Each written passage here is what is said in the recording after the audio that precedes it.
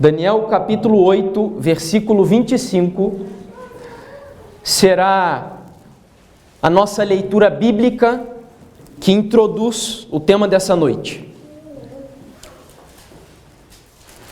Por sua astúcia nos seus empreendimentos, fará prosperar o engano, no seu coração se engrandecerá e destruirá a muitos que vivem despreocupadamente. Essa passagem foi escrita pelo profeta Daniel no contexto do capítulo 8, que é um capítulo profético, o capítulo onde o profeta vê aqueles animais, o carneiro, o bode e um chifre pequeno.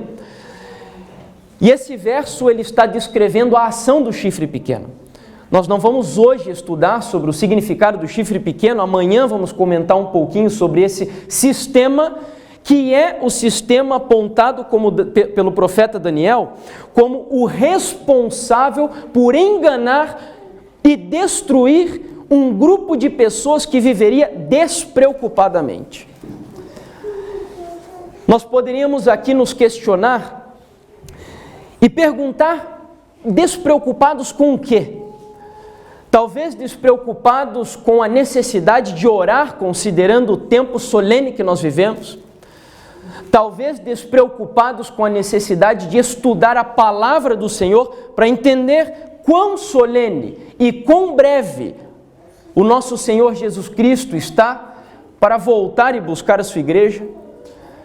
Talvez despreocupados em entender os eventos e os sinais que dão prova de tudo aquilo que nós vamos compartilhar aqui no final de semana.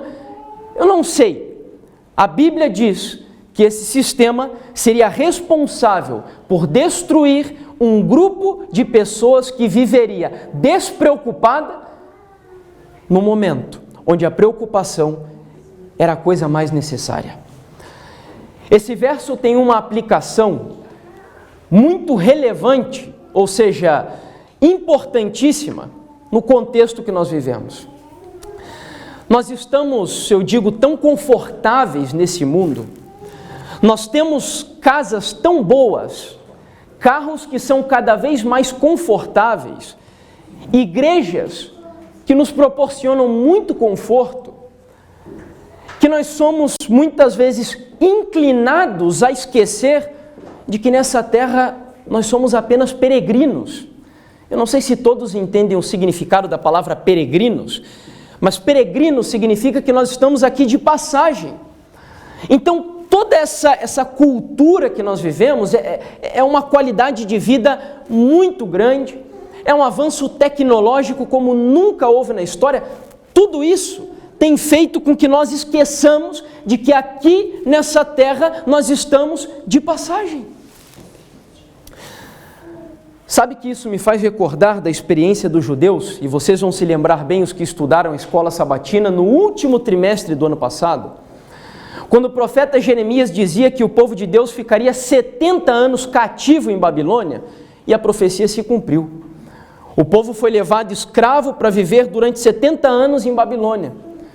Só que esse tempo que eles ficaram vivendo em Babilônia, curiosamente, eles construíram tantas coisas em Babilônia. Imagine, 70 anos, é possível construir uma vida em um local, não é verdade? 70 anos é muito tempo, dá para construir muita coisa. Então eles construíram casas em Babilônia, os filhos deles já tinham escolas em Babilônia, eles já tinham trabalho, manutenção financeira em Babilônia. De tal forma que quando os 70 anos se cumpriram e o convite para que eles saíssem de Babilônia chegou, ou seja, os profetas começaram a dizer: acabou o tempo, já é hora de deixar essa cidade que era uma cidade de peregrinação, voltem para Canaã, que é a terra que Deus deu para vocês. Quando essa mensagem chegou, o povo já tinha uma vida tão estabelecida em Babilônia que a esmagadora maioria do povo de Deus preferiu ficar em Babilônia ao invés de voltar para a terra prometida. Talvez aproximadamente 1 milhão de judeus vivessem em Babilônia. E no primeiro convite que eles receberam para voltar à Terra Prometida, apenas 50 mil voltaram. Olha que número baixo. Para ilustrar tudo isso que eu estou dizendo para vocês, eu vou usar uma história que talvez vocês não conheçam, mas ela se encaixa perfeitamente no tema que nós estamos estudando aqui nessa noite, preocupados até que ele venha. No dia 13 de novembro de 1985, o vulcão Nevado del Ruiz, em Armero, Colômbia, entrou em erupção. Morreram cerca de 22 mil pessoas por conta do incidente. Um jornalista chamado Rodolfo Rodrigues Calderón escreveu um artigo que foi publicado num jornal da cidade chamado El Espectador, da Colômbia, com o título Um Desastre Anunciado. O objetivo desse artigo, escrito por esse jornalista, era mostrar que esse desastre que ceifou a vida de tantas pessoas, 22 mil pessoas, poderia ter sido evitado. E nesse artigo, o jornalista se dedicou em dar provas, em fundamentar por que ele acreditava que o desastre poderia ter sido impedido. Por que ele acreditava que não era necessário que 22 mil pessoas morressem nessa catástrofe. Preste atenção nos argumentos utilizados pelo jornalista. 11 meses antes do desastre, a montanha já estava fumegando.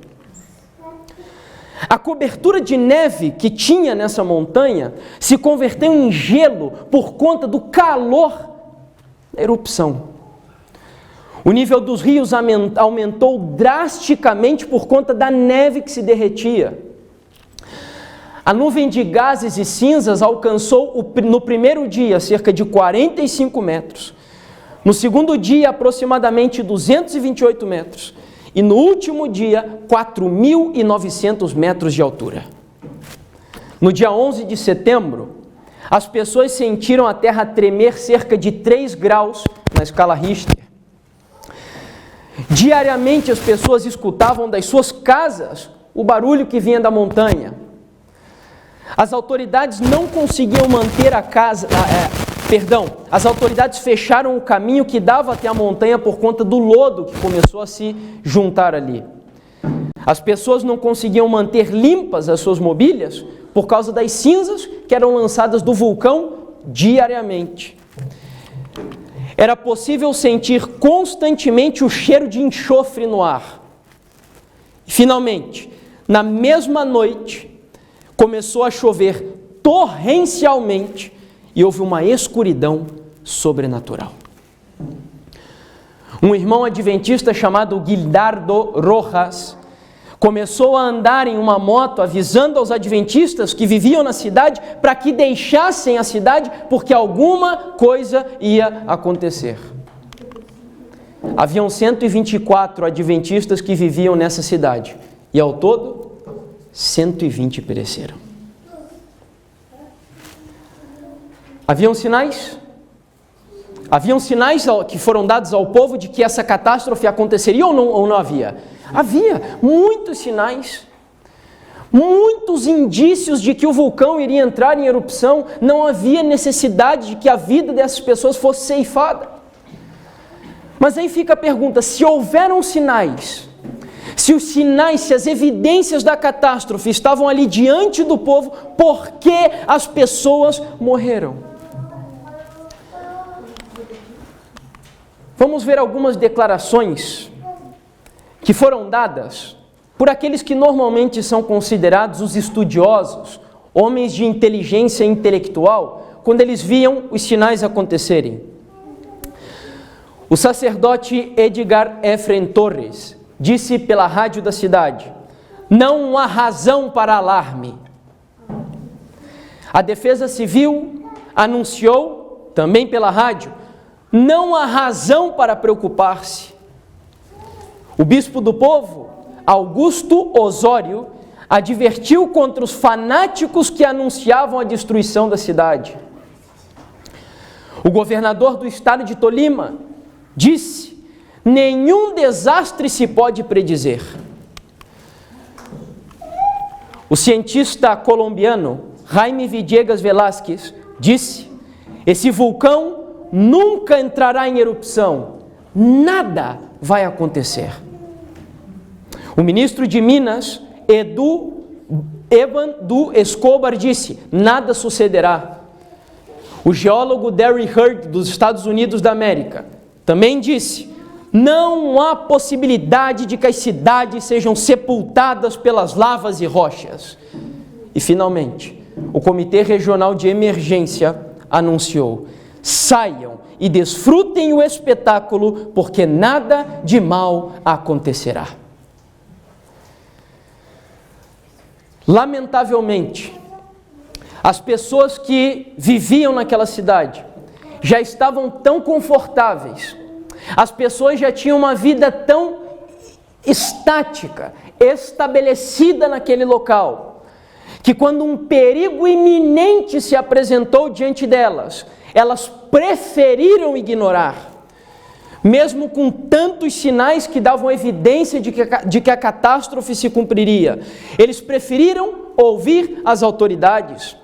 Uma mensagem de paz e segurança, quando o perigo estava batendo na porta da casa deles, foram destruídos porque viveram despreocupadamente quando a situação requeria que eles estivessem preocupados. Sabe, queridos, será que nós precisamos ser videntes, profetas ou algo nessa linha para entender que o nosso mundo, o vulcão que se chama planeta Terra, está a ponto de entrar em erupção a qualquer momento? Será que nós precisamos ter um estudo acadêmico muito profundo para entender que esse vulcão que se chama Terra vai entrar em erupção dentro de pouco tempo? Para onde os nossos olhos se dirigem? Se vocês olham hoje para a economia do planeta Terra, se vocês olham hoje para a natureza, o mundo está gritando aos ouvidos da igreja e dos próprios mundanos que estão concluindo e o planeta Terra está com os dias contados. Eu não sei se vocês sabiam, mas os cientistas estão buscando possibilidade de vida em outros planetas. Eles estão prevendo formas de transferir a humanidade daqui da Terra para viver em outro planeta, porque hoje no nosso mundo a escassez de recursos naturais, o planeta Terra hoje tem uma situação de insustentabilidade. É muita gente vivendo para poucos recursos naturais que estão se esgotando cada vez mais por conta da ganância e do egoísmo do coração do ser humano. Corrupção, crimes, prostituição, imoralidade, apostasia na igreja cristã, todos os sinais estão se cumprindo com velocidade diante dos nossos olhos. Agora a pergunta mais importante diante de tudo isso é a seguinte: o que Jesus espera da sua igreja nesse momento que nós estamos vivendo? Eu quero fazer um apelo especial para vocês, para que, pelo amor de Deus, pela graça de Cristo, que vocês não se distraiam do estudo que nós estamos fazendo. Que a atenção de vocês esteja totalmente voltada. Eu sei que às vezes nós temos as criancinhas que fazem lá o barulhinho delas, mas não se importem com isso. De verdade, não se importem, são crianças, nós temos que entendê-los também, já é tarde da noite, eles deveriam estar descansando, vocês vieram aqui, mas não se distraiam. É necessário que nós estejamos com a atenção totalmente voltada. Sabe por quê, queridos? Por uma razão muito simples. O diabo hoje tem enganado a igreja, pensando que a grande experiência com Deus da igreja, ela vem como resultado de cultos emocionais, onde nós sentimos Deus, onde nós parece que buscamos aquele arrepio no corpo, aquele choro, aquele pranto. Esses não são os cultos mais importantes para a igreja. No livro de João, capítulo 17, verso 17, Jesus Cristo diz assim: santifica-os na verdade, a tua palavra é a verdade. Então nós somos santificados pelo estudo da palavra de Deus, amém? Amém. Então nós precisamos entender, assimilar o que nós estamos estudando, porque do contrário não seremos santificados, não seremos preparados para esse grande dia. Então, o que Jesus espera da sua igreja no tempo que nós estamos vivendo? Vamos à leitura. Mateus capítulo 24, verso 32 até o 33. Mateus capítulo 24, verso 32 ao 33, e depois nós vamos ler do 43 ao 44. Olha que texto importante. Aprendei, pois, a parábola da figueira. Quando já os seus ramos se renovam e as folhas brotam, sabeis que está próximo o verão? Assim também vós, quando virdes todas estas coisas, ou seja, os sinais, sabei que está próximo às portas. Em outras palavras, o que o Senhor Jesus está dizendo aqui é que, se bem é certo que nós não poderemos de maneira nenhuma saber o dia exato da vinda de Jesus, e eu faço um alerta aqui importantíssimo para a igreja. Existem muitos fanáticos hoje que, quando começam a estudar profecias e os sinais do fim, têm a tendência de começar a dar datas para todas as coisas. Eles querem chamar a atenção da igreja de alguma forma, não se satisfazem só com o estudo da palavra e aí começam a pregar mensagens sensacionalistas.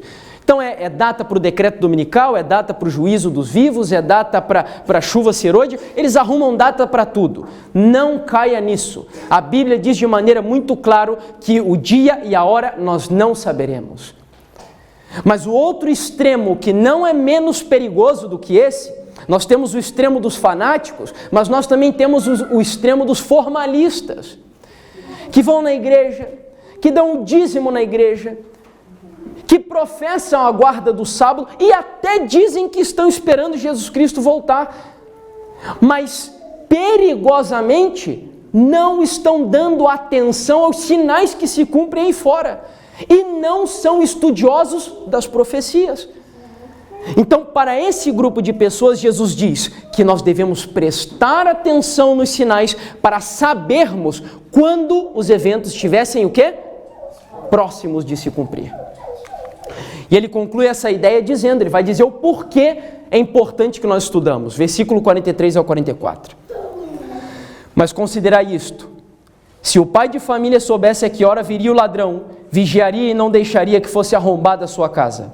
Por isso, ficai também vós apercebidos, porque a hora em que não cuidais, o Filho do Homem virá.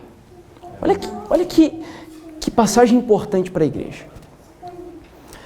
O Senhor Jesus está dizendo aqui que os eventos proféticos se cumpririam, e a vinda dele aqui com uma ênfase maior se cumpriria na hora em que nós não estivéssemos esperando. Parece contraditório isso, não é verdade?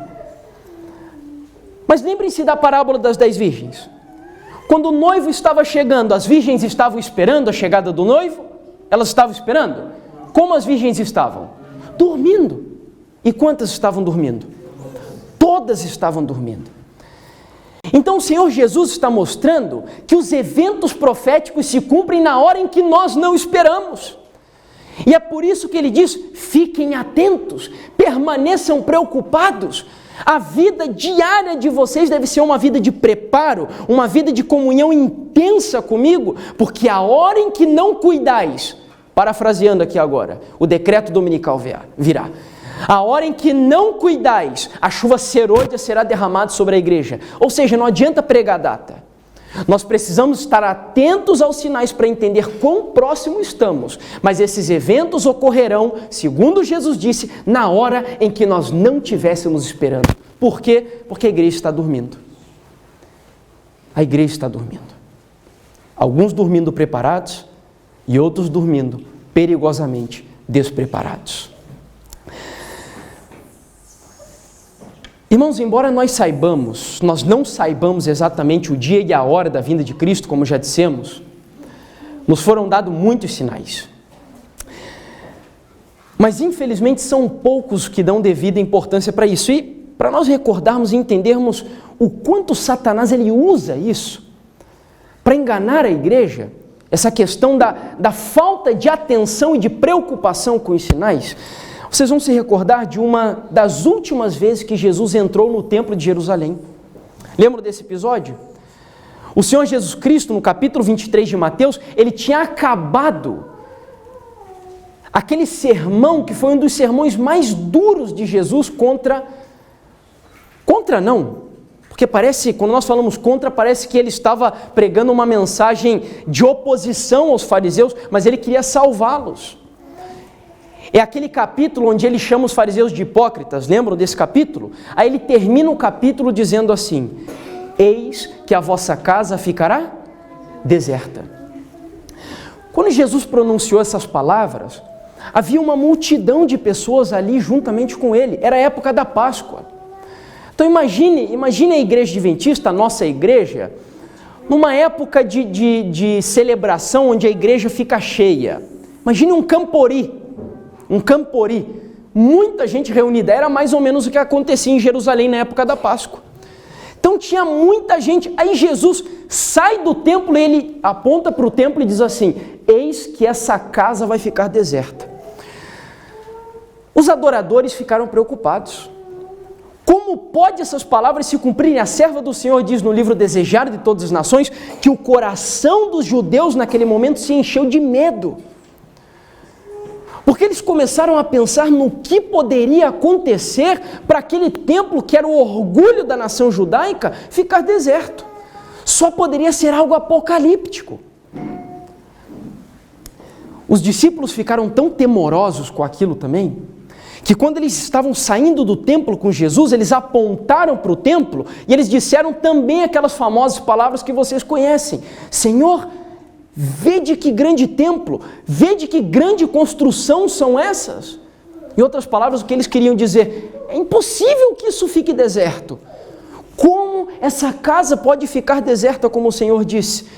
E o Senhor Jesus põe ainda uma exclamação mais forte naquelas palavras, dizendo o seguinte: não ficará aqui pedra sobre pedra que não seja derribada. Se você estivesse naquele momento na multidão dos adoradores, qual seria a tua reação? Jesus, ele cita essas palavras e põe um ponto final. E ele se retira e vai para o Monte das Oliveiras.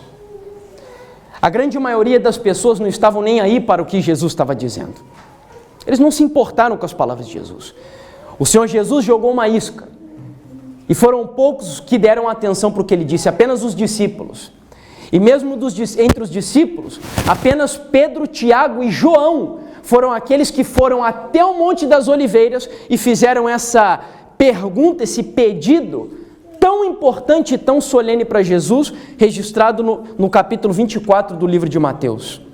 Dize-nos quando sucederão estas coisas e que sinal haverá da tua vinda e da consumação do século ou do fim do mundo.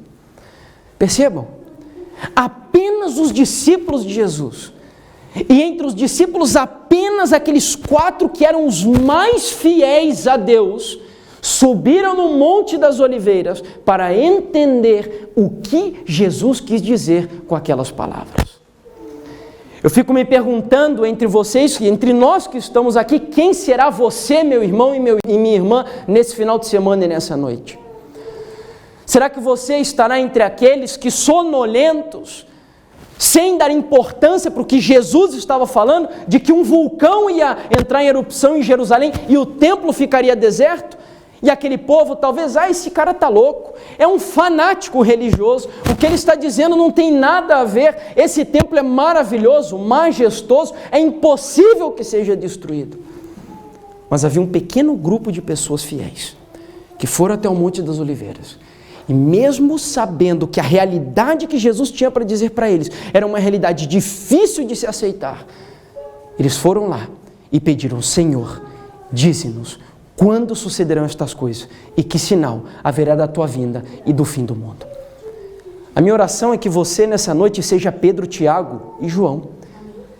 A minha oração é que o Espírito Santo possa te convencer nessa noite de que você precisa, a partir de hoje, entrar no Monte das Oliveiras, lá no teu quarto, estudar, entender o tempo que nós vivemos e deixar com que Deus convença você no teu coração, porque eu não posso fazer isso. Eu posso pregar aqui para vocês e posso mostrar para vocês uma série de evidências, mas se vocês sozinhos com Deus não buscarem o convencimento que só o Espírito Santo pode dar, meus irmãos, será em vão. Então eu oro e clamo à igreja que a partir desse final de semana, a partir de hoje, se possível for, que você seja um estudioso das profecias, e não só das profecias, mas um estudioso daqueles que quer saber como se preparar para o evento mais glorioso que a igreja espera, que é a segunda vinda de Jesus Cristo. Eu não estou acabando não, parece que eu estou acabando, nós ainda vamos seguir um pouquinho mais. E eu quero mostrar agora para vocês, vou ler aqui um texto da Serva do Senhor no livro Grande Conflito, na página 371. Eu vou entrar na segunda parte aqui da nossa mensagem para mostrar algo para vocês entenderem quão grave e quão sério é isso que nós estamos em grande conflito, página 371. Conquanto ninguém saiba o dia ou a hora de sua vinda, muita atenção nesse texto.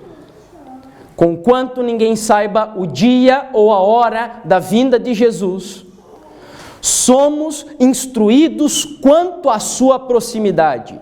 E isto nos é o quê? Exigido saber. É quase que uma obrigação da igreja. É um compromisso da igreja saber quão próximo nós estamos da vinda de Cristo. Segue o texto. Demais, é-nos ensinado que desatender a advertência ou recusar saber a proximidade do evento do Salvador, ser-nos-á o quê? Ser-nos-á fatal. O que significa a palavra fatal? Um sinônimo. Mortal. Será mortal para a igreja, será de destruição para a igreja recusar saber a proximidade do advento do Salvador, como foi aos que viveram nos dias de Noé o não saber quando viria o dilúvio.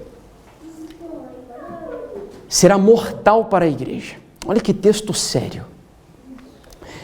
Quero compartilhar duas histórias com você aqui agora. Duas histórias.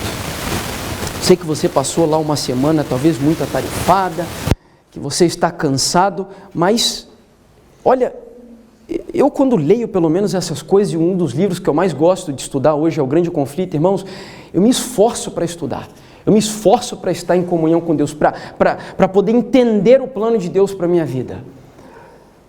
Por quê? Porque diante de um texto desse, a minha atitude não pode ser diferente. A minha vida eterna está em jogo. Entender a aproximação da vinda de Jesus Cristo tem a ver com a tua salvação. Então não é coisa de pouca monta, é seríssimo, é muito importante. Então eu quero compartilhar com você aqui agora duas histórias, bíblicas agora, para mostrar para você como um grupo de pessoas vivia despreocupadamente quando um evento de muita importância estava próximo de se cumprir. Duas histórias, e essas duas histórias são utilizadas por Jesus para ilustrar a sua segunda vinda. Abra lá a tua Bíblia no livro de Lucas, capítulo 17. Lucas, capítulo 17, versículo 26. Lucas, capítulo 17, verso 26. Vamos ler dos versículos 26 até o 27. Assim como foi nos dias de Noé, será também nos dias do Filho do Homem. Ele está comparando aqui. Comiam, bebiam, casavam e davam-se em casamento, até o dia em que Noé entrou na arca e veio o dilúvio e destruiu a todos. 120 anos. Imagine, 120 anos anunciando, pregando, advertindo, admoestando o povo que vivia naquele tempo de que a terra seria destruída por dilúvio. 120 anos. E eu ainda poderia ir um pouco mais além. Eu não sei se vocês sabiam, mas sabia que a mensagem do dilúvio, a mensagem do juízo naquele tempo, ela começou a ser pregada antes de Noé ainda. Sabe qual foi o primeiro homem de Deus a pregar de que a terra, o mundo antediluviano seria destruído? Sabe qual foi o primeiro? Enoque. Enoque. Enoque foi pai de Matusalém, Matusalém foi pai de Lameque, Lameque foi pai de Noé. Então nós estamos falando aqui de 3 gerações, de gerações que viviam quanto tempo, mais ou menos? Eles viviam 70, 80 anos igual a gente? Viviam 900 anos, 800 anos. 3 gerações antes de Noé já estavam profetizando que a terra seria destruída, por causa do pecado do povo. Aí talvez alguns, como o tempo foi passando, assim igual como as 10 virgens, o povo foi dormindo. Já faz tanto tempo que você está pregando isso, que vocês estão falando isso e não acontece nada. Mas aí Deus chega para Noé e ele estabelece 120 anos. E a partir de agora, como o coração desse povo está endurecido demais, e eu amo esse povo, eu quero salvar esse povo, além de você pregar, você vai mostrar pelas tuas obras que você acredita na tua pregação. Qual foi a maneira que Deus estabeleceu para Noé, enquanto ele pregava, mostrar que ele acreditava naquela mensagem? A construção da arca. Imagine que loucura. Um barco construído na terra seca, onde nenhuma gota de água havia caído do céu. E a serva do Senhor diz no livro Patriarcas e Profetas que cada martelada que Noé dava na arca era um testemunho contra aquela geração. Por quê? Porque a vida dele, ela diz que ele investiu recursos, talentos, tempo, ele se dedicou na arca porque ele realmente acreditava que o dilúvio viria. 120 anos. Talvez o último mês tenha chegado, ou o último dia, não sei, a última semana. Deus deu o último sinal para aquela geração. Depois de 120 anos de pregação mais firme, eu imagino Noé lá falando sobre saúde, falando sobre educação de filhos, falando sobre casamento, mas em toda a pregação dele, ele podia falar de qualquer outro assunto, mas em toda a pregação, Noé, como um mensageiro fiel, ele não podia negligenciar a verdade mais importante para o tempo dele. E qual era a verdade mais importante para o tempo de Noé? Que a terra seria destruída pelo dilúvio. Então, em toda a mensagem dele, toda a mensagem. Por que toda a mensagem? Porque talvez tivesse uma pessoa sentada lá no banco da igreja, onde Noé pregava, ou na praça, onde Noé falava, e aquela fosse a única vez que aquela alma fosse ouvir aquela mensagem, e ai de Noé se ele falasse qualquer outro assunto, mas não advertisse aquela pessoa de que o mundo seria destruído pelo dilúvio, e ele convidasse as pessoas ao arrependimento.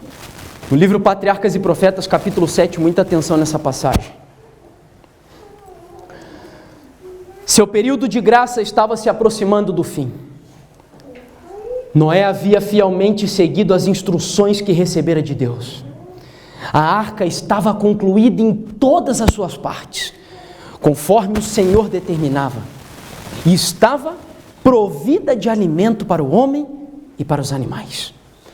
E agora, o servo de Deus faz o seu último e solene apelo ao povo. Com um desejo angustioso que as palavras não podem exprimir, solicitou que buscassem refúgio enquanto ainda se poderia achar. De novo, rejeitaram suas palavras e levantaram a voz em zombaria e escárnio. Segue o texto. Atenção, irmãos. Subitamente veio um silêncio sobre a turba zombadora, e animais de toda a espécie, os mais ferozes, bem como os mais mansos, foram vistos, vindo das montanhas e florestas e encaminhando-se silenciosamente para a arca. Ouviu-se o rumor de um vento impetuoso e eis que aves estavam a juntar-se de todos os lados. Escureceu-se o céu pela sua quantidade e em perfeita ordem passaram para a arca. Os animais obedeciam ao mandado de Deus, enquanto os homens eram desobedientes. Imagine que cena fantástica. Eu gosto de viajar um pouquinho, sabe? Quando eu estudo assim, leio as coisas, eu fico imaginando Noé dando esse último sermão para aquele povo, enquanto os animais estavam entrando na arca. E ele dizendo, antediluvianos, ouçam o último apelo que Deus faz a cada um de vocês. Vejam, os animais irracionais, como dizem os científicos, como dizem os filósofos, que esses animais não pensam, eles estão ouvindo o chamado, o convite de Deus, estão entrando de par em par na arca, e vocês, com o coração endurecido, não estão ouvindo o clamor do Senhor. Talvez esse seja o último chamado, o último convite que Deus faz a vocês. Se arrependam, aceitem, as portas da arca estão abertas para recebê-los ainda. A serva do Senhor diz que o coração do povo ficou temeroso. Eu imagino que sim. Eles nunca tinham visto aquilo. Animais vindo das montanhas e aves e ordenadamente. Ela diz que eles chamaram os filósofos daquele tempo para tentar dar uma explicação do que significava aquele fenômeno. Mas os dias se passaram. O sol voltou a nascer, como todos os dias no mundo antediluviano. E aquilo que Jesus disse voltou a acontecer. O povo voltou à sua vida corriqueira. Comiam, bebiam, casavam-se e davam-se em casamento. Em outras palavras, acordavam às 5:30 da manhã, 6 horas da manhã, escovavam o dente, lavavam o rosto, tomavam café, iam para o trabalho, pegavam o trânsito, chegavam no trabalho, ficava até tal horário, voltava de novo, pegava o trânsito, chegava em casa, fazia um lanche, assistia um pouco de televisão e ia dormir. O que Jesus está dizendo? O povo, depois de enxergar os sinais e ficar com o coração temeroso, mas como as coisas parece que voltaram ao normal,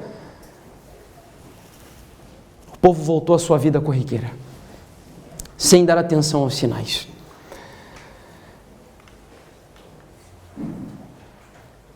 No mesmo capítulo 7, que eu sugiro que vocês leiam o capítulo inteiro, do livro Patriarcas e Profetas, depois que Deus chamou Noé para entrar na arca,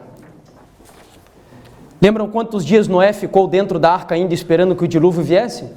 7 dias. Mas olha que Deus maravilhoso, para os seus servos, Ele chama, Ele adverte, Ele prepara. Lembram de Amós capítulo 3, versículo 7? Deus não fará coisa nenhuma sem antes revelar os seus segredos aos seus servos, os profetas.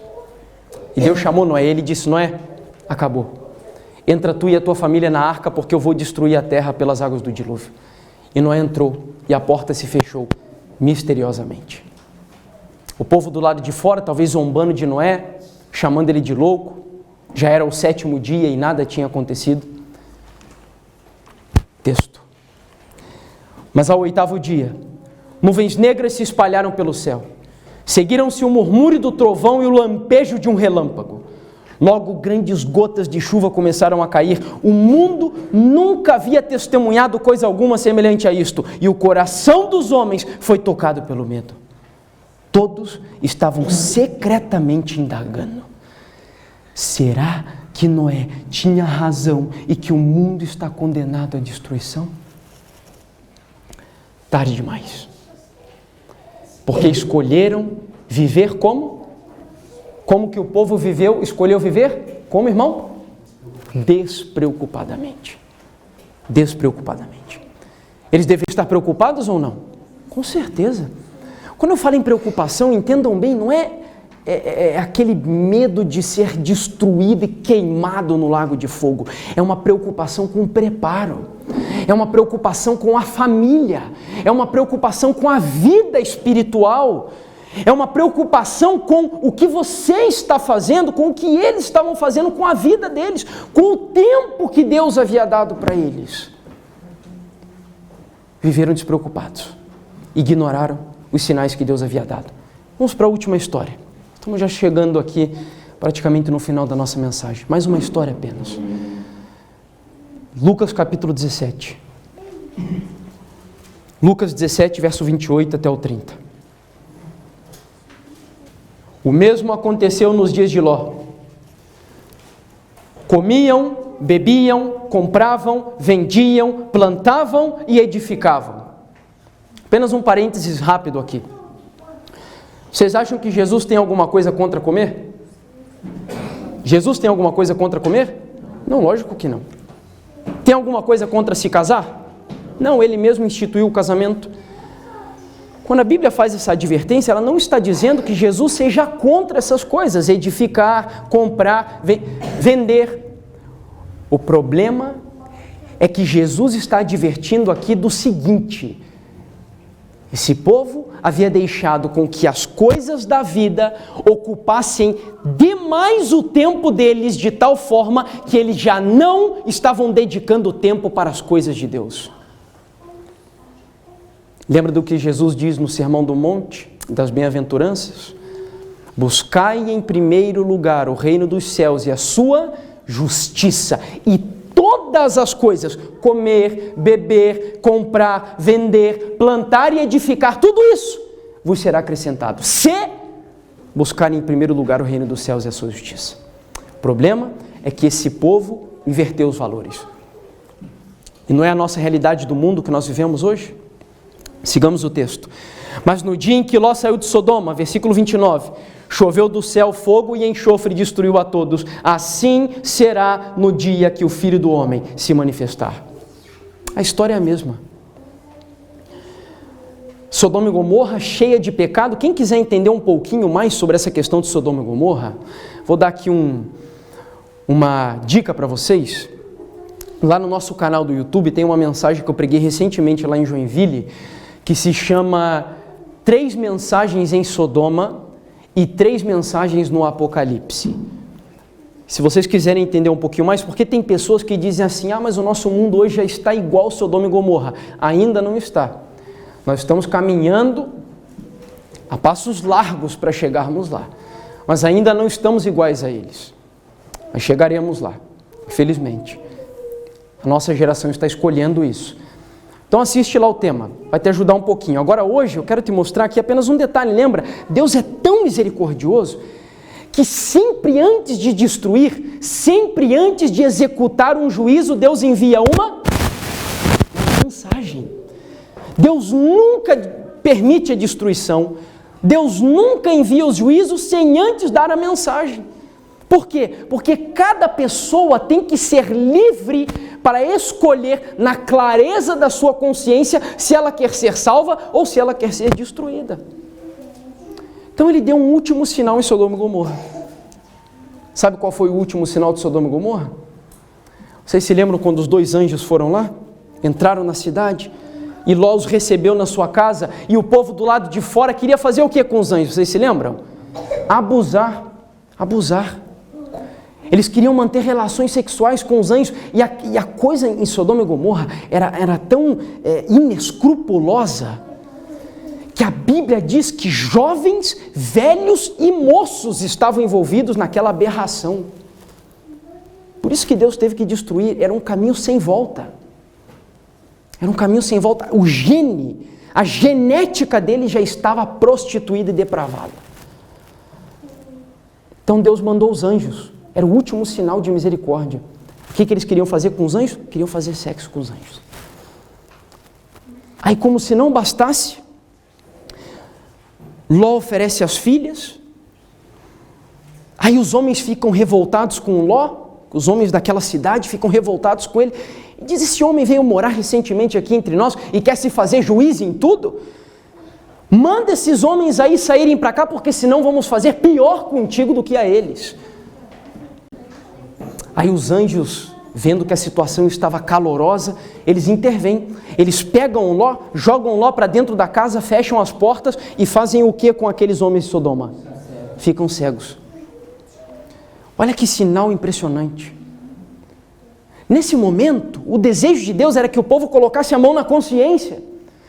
Entendesse: esses mensageiros não são qualquer um. São mensageiros que vieram do céu, só podem ser porque nós estamos cegos. Se a cegueira deles fosse só física, talvez eles tivessem enxergado.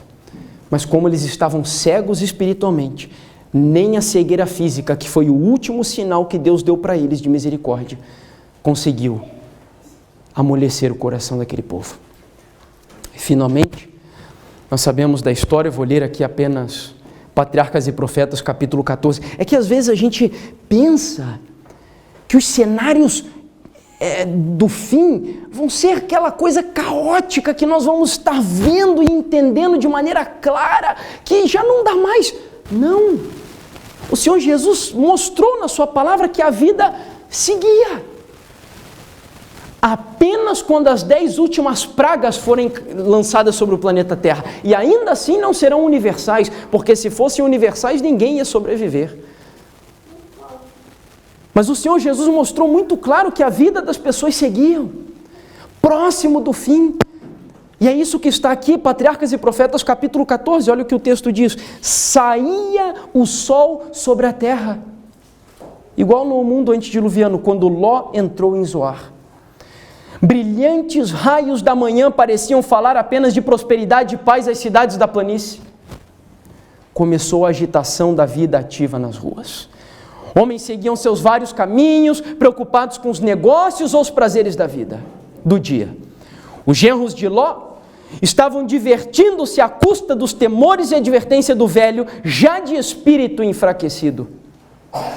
Novamente, súbita e inesperadamente, como se for o estrondo de um trovão, provindo de um céu sem nuvens, nem nuvem tinha no céu, desencadeou a tempestade.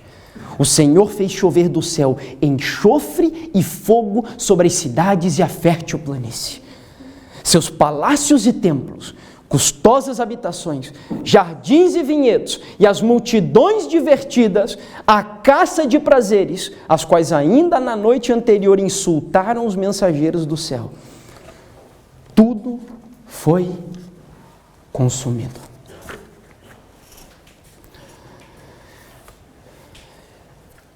Meu querido irmão e minha querida irmã, como está a tua vida hoje?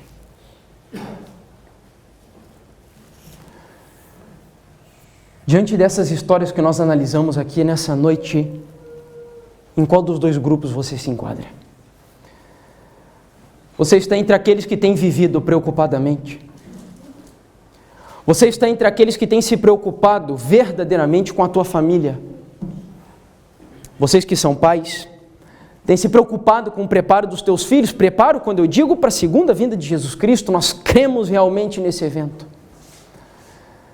O teu círculo familiar, os vizinhos, o teu ambiente de trabalho, quando você fala que Jesus está voltando, Ele consegue olhar para você e ver sinceridade na tua palavra. Como está a tua vida hoje, meu irmão e minha irmã?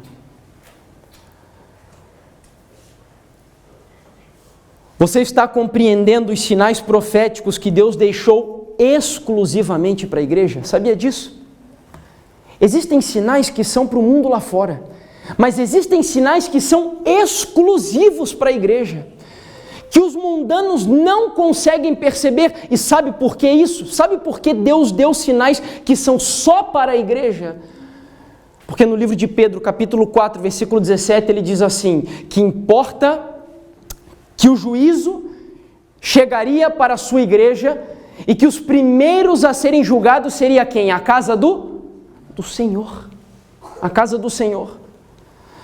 Então Deus, no seu infinito amor e misericórdia, sabendo que a igreja, que a casa de Deus seria a primeira a ser pesada na balança, existem sinais que são para a igreja primeiro. E você consegue entender os sinais que estão acontecendo aí, que são sinais impressionantes para essa igreja que Deus levantou com a sua própria mão e com tanto amor e dedicação, e que Ele prometeu que essa igreja vai triunfar no grande conflito entre o bem e o mal?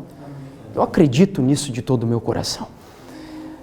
Agora o que o Senhor está perguntando para cada um de nós nessa noite é se nós triunfaremos nesse conflito juntamente com a sua igreja.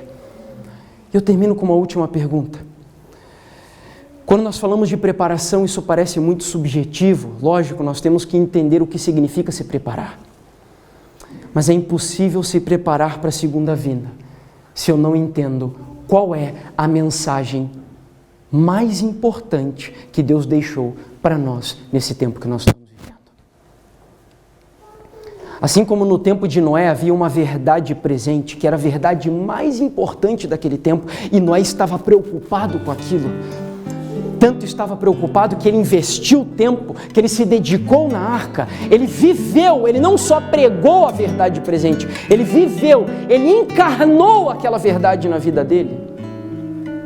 Assim como teve uma verdade mais importante no tempo de Noé, tem uma mensagem que é a mensagem mais importante que Deus deu para a sua igreja nesse tempo.